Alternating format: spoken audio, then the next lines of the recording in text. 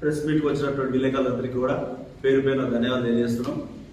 ముఖ్యంగా తెలంగాణ లోపల 14 సంవత్సరాలు ఉద్యోగం చేసి ప్రజల చేత ఎన్నుకోబడి 10 సంవత్సరాలు దిగ్విజయంగా ప్రభుత్వం ఏర్పాటు చేసి మరి పరిపాలించినటువంటి తెలంగాణ ప్రభుత్వంలో కేసీఆర్ ఉత్తముడై ఉన్నాడు. సరే, టెక్నికల్గా కొన్ని సమస్యలు, కొన్ని పొరపాట్ల వల్ల కొంచెం 2.8% మేము ఓడిపోయినాం. వికారం వల్ల కూడా మాకు దాదాపు ఎమ్మెల్యేకి 72,000 ఓట్లు పడ్డాయి. మా పార్టీ కూడా బలంగానే ఉన్నది. మరి ఈ ప్రాంతం లోపల ప్రభుత్వంలో మేము ఉన్నాం కాబట్టి, పరిపాలించే అవకాశం వచ్చింది కాబట్టి మా ఎమ్మెల్యేలు కొన్ని పొరపాట్లు చేసిండ్రు, లేకపోతే కొన్ని అభివృద్ధి కార్యక్రమాలు, సంక్షేమాలు చేసిండ్రు. కానీ ఎక్కడ ఎవరు మాట్లాడదు, ఎవరు రావద్దంటే ఏమంటారు సార్, నాకు అర్థం కాదు. 10 సంవత్సరాలు వెళ్ళిన పార్టీ, ఈ ప్రాంత ప్రజలకు ప్రాతినిధ్యం వహిస్తున్న పార్టీ, ప్రతిపక్షాలు మాకు బాధ్యత ఉంది. ఎక్కడ ప్రజలకు అవసరం ఉన్నా, ఎక్కడ ఇబ్బందులైనా మా పార్టీ పరంగా పోయే బాధ్యత మాకు ఉంటుంది. మేము చూపుడు చేయాల్సిన అవసరం ఏమున్నది? మేము చిన్నపిల్లలం, మనకు అర్థం కాదు. పార్టీలో అందరం బాధ్యులం సార్, పార్టీలో ఉన్నాం. మా పార్టీ పరంగా మాకు బాధ్యత ఉంటుంది. మీరు ఒకవేళ జిల్లా స్థాయిలో ఉన్నటువంటి రైతు బజారు, దాని నిర్వహణ ఎట్లుందనేది ఒకసారి వాళ్ళు గమనించుకోవాలి కదా. నెలలుగా మనం ఫీడ్బ్యాక్ తీసుకున్నామండి. నెలలుగా మనం అక్కడ వచ్చే కూరగాయలు తీసుకున్న వ్యక్తుల యొక్క ఫీడ్బ్యాక్ తీసుకున్నాం, అమ్మేటల యొక్క ఫీడ్బ్యాక్ తీసుకున్నాం. అక్కడ మీరు షెల్టర్లు ఎట్లా ఉన్నాయి, దాని నిర్వహణ ఎట్లా ఉంది, కుళ్ళిన కూరగాయలు ఎక్కడ వేసిండ్రు, నీళ్లు లేవు, చాలా ఇబ్బందులు ఉన్నాయి.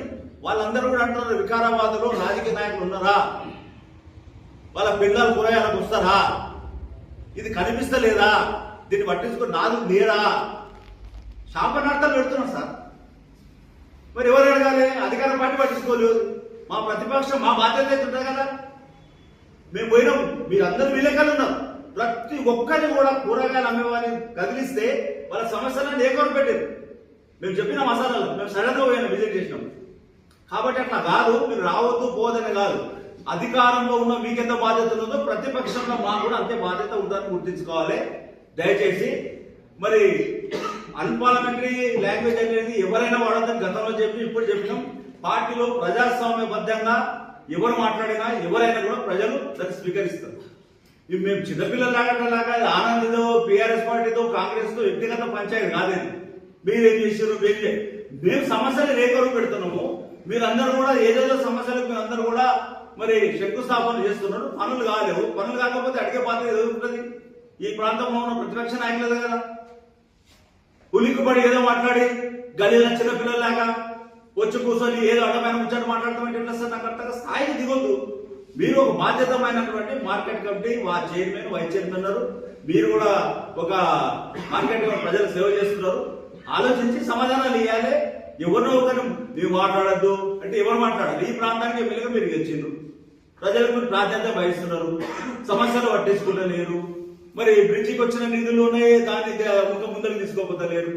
ఇప్పుడు మార్కెట్ కమిటీ, నిర్వహణ కమిటీ సార్, ఈ పట్టణంలో ఉన్న జనాభాకు తగ్గట్టుగా మల్టీ లెవెల్స్ 5 ఫ్లోర్లు, కూరగాయలు బట్టి, చికెన్ బట్టి, మనం ఇట్లా అనుకొని ఏదో అధికారులందరూ కూడా ప్లాన్ చేసి అప్పుడున్న కలెక్టరు, అప్పుడున్న మార్కెట్ కమిటీ డైరెక్టరు, తర్వాత అందరితో ఫీడింగ్ చేసుకొని వాళ్ళకు ప్రాజెక్ట్ తయారు చేసి మనం పోయి చేయమని చెప్తే చేయరు కదా. ఈ ప్రాంతానికి, ఈ పట్టణంలో ప్రజలకు సరిపోతారని చేసిండు. నువ్వు 5 ఎకరాలు 10 ఎకరాలు అంటే ఇంకా రాను రాను ప్రజలు పెరిగిన తర్వాత అంత పెద్ద స్థాయి కూడా చేస్తుండొచ్చు కదా. కాబట్టి వచ్చిందాన్ని చేసి దాన్ని నిర్వహణ చేసేది ఉండే, మరి దాన్ని నిర్వీర్యం చేసిండు. ఎవరు చేసిన కారణం ఏంటంటే ఇప్పుడు అదే అధికారులు పర్మిషన్ ఇచ్చున్నారు, అదే అధికారులు దానికి ప్లానింగ్ చేస్తున్నారు, ఇంజనీరింగ్ ప్లానింగ్ చేసిన ఉన్నారు. మళ్ళీ అధికారులు మళ్ళీ అది పనికిరాలని చెప్పిన వ్యవస్థ నాకు అర్థం కాదు. అదనంగా నిధులు ఇయ్యలేక, దాన్ని పూర్తి చేయలేక, అది పూర్తి చేసే BRS పార్టీ మంచి పేరు వస్తున్న ఉద్దేశంతో అది పనికిరాదని చెప్పేసి దాన్ని నిర్వహణ చేసిందని.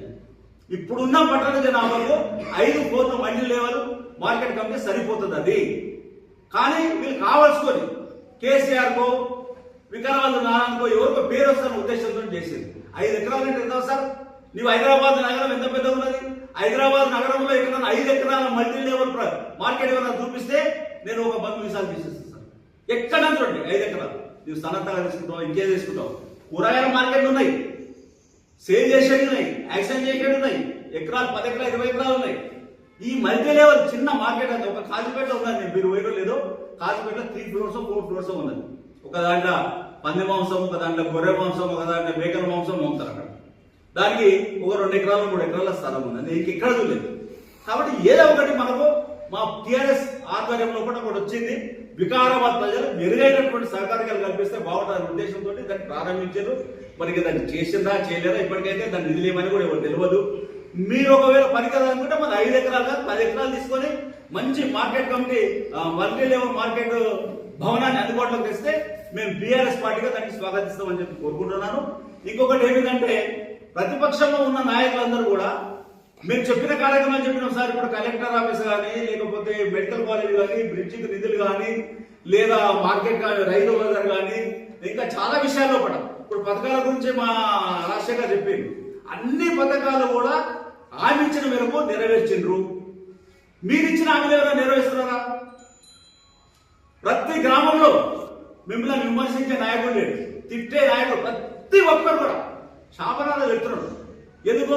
మీరు సరైన పద్ధతిలో కూడా రైతు బంధు చేయడం కానీ కళ్యాణ లక్ష్మి వేయడం కానీ లేకపోతే ఉచిత కరెంట్ ఇవ్వడం కానీ లేదా ఏదైనా కూడా సమస్యలు కూడా ప్రజలకు అందుబాటులో ఉంటే ప్రజలు దాని వల్ల సాటిస్ఫాక్షన్ అయితే మిమ్మల్ని ఎందుకు విమర్శిస్తారు సార్? గ్రామీణ ప్రాంతంలో కూడా తిరుగుబాటు ఎదురైంది, పట్టణాల్లో కూడా తిరుగుబాటు ఎదురైంది. వీటన్నిటిని కూడా తట్టుకోలేక ప్రెస్ మీట్లో కూర్చుంటే కూడా అవగాహన లేని మాట మాట్లాడి పార్టీని మమ్మల్ని అవమానపరిస్తే మేమైతే పడము. మీరు ఏదైనా బాధ్యతరంగా మాట్లాడండి. మీరు చేసే తప్పని చెప్పి ఇప్పుడు ప్రజలందరికీ ఒక చర్చ పెడతామేనా? మేము పోయింది ఎంత తప్ప చేస్తారు మార్కెట్ కమిటీకి నిన్న ప్రజలు ఇబ్బంది పడుతున్నారు చెప్తున్నారు. వాళ్ళ సమస్యలు ఎవరు తిరగాలి, ఎవరు అడగాలి?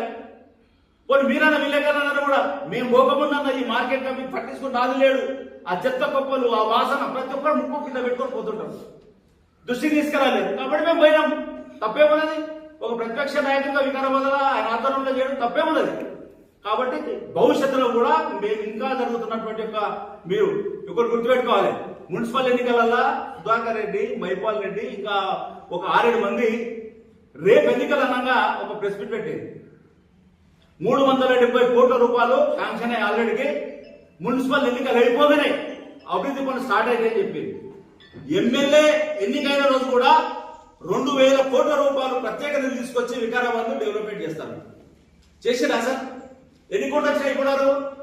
మాకున్న సమాచారం మేరకు ఫైనాన్స్ డిపార్ట్మెంట్ లో ఏ జిల్లాకు కూడా 100 కోట్ల రూపాయల ఇన్వెంట్ పెడితే కూడా ఎక్కడ కూడా 1 కోటి రూపాయలు కూడా శాంక్షన్ చేసే పరిస్థితి లేదు. ఒక కొడంగల్కు తప్ప, ఒక బట్టి విక్రమార్కది కాన్స్టిట్యున్సీ, శ్రీధర్బాబు ఈ 3 కాన్స్టిట్యున్సీ తప్ప ఏ జిల్లా కూడా ఇప్పటివరకు 10 కోట్లు 20 కోట్లు ఇచ్చిన దాఖలాలు లేవు. మరి ఇప్పుడు కూడా రోడ్లని ఇనాగ్రేషన్ చేశారు. లోకల్ బాడీ ఎలక్షన్స్ వస్తున్నాయని చెప్పి ముందే అన్ని జిల్లాల్లో కూడా చేశారు. మరి ఇప్పుడు జీవో వచ్చి వికారాబాద్కు 280 కోట్లే మాట్లాడు. మొదటి విడత ఎన్ని కోట్లు వచ్చినాయో మరి మీరు విలేకరులు అడిగి ఆ సమాచారం తీసుకోండి. మేము సంతోషిస్తాం. 280 కోట్లతో అన్ని రోడ్లు బాగుందంటే మా వికారాబాద్ పట్టణ ప్రజలకు రవాణా సౌకర్యం మెరుగైందంటే మేము స్వాగతిస్తాం. కానీ మభ్యపెట్టి ఎన్నికల కోసం చేస్తారంటే బాగుండదు. మరి ఇప్పుడు అన్ని జిల్లాలకు ఇచ్చారు. అన్ని జిల్లాలకు ఎన్ని 100 కోట్లు అయితే సార్, ఎన్ని 1000 కోట్లు అయితే సార్, అన్ని కోట్లు రిలీజ్ చేస్తున్నారా? ఇదంతా ప్రభుత్వము ప్రజలను మభ్యపెట్టి ముందుకు తీసుకోవడానికి ప్రయత్నం చేస్తున్నది. కాబట్టి మీరు చేసేటటువంటి పొరపాట్లన్నింటినీ కూడా మా మీద రుద్దకండి. మీకు అధికారం ఇచ్చారు. అశోక్ చెప్పినట్టు మంచి పనులు చేయండి, ప్రజల యొక్క మన్నన ఉందండి.